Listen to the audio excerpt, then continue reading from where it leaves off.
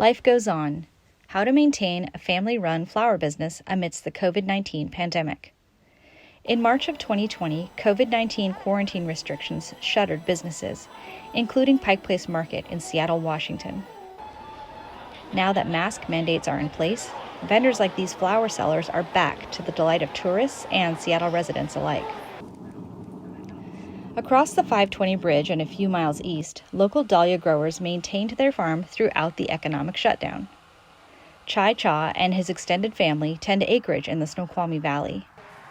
Originally from Laos, this Hmong American family has a deep-rooted history of overcoming setbacks, and adapting to COVID-19 restrictions was no exception. You're looking at this farm probably about 20 years. Pike Place Market is the main market, Ballard Market, Farmers Market, and pretty much here now because of the pandemic. At first it slowed down because everybody was kind of on the lockdown and not being able to leave the house. But eventually everybody, especially the government, figured out how to work things out where you could at least venture out, get the essential things you needed. Growing produce, was considered essential, so we were able to kind of stay afloat, but, with the help of the locals and your regulars, yes.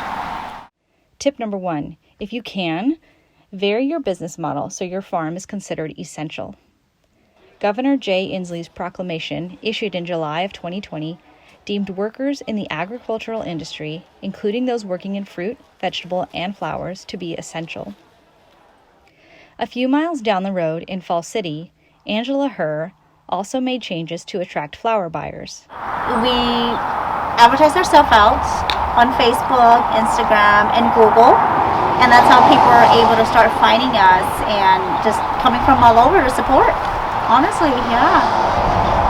Tip number 2, leverage free social media sites and invest time into marketing outside your typical service area and demographic.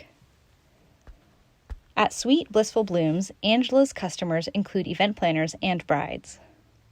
Tip number 3, set up shop in a variety of new and different locations. From Tacoma to Everett, family members recently opened new farm stands on street corners and in heavily trafficked areas. As the growing season ends, flower vendors will transition to selling dried bouquets. Business models will continue to adapt to customer needs because, of course, life goes on.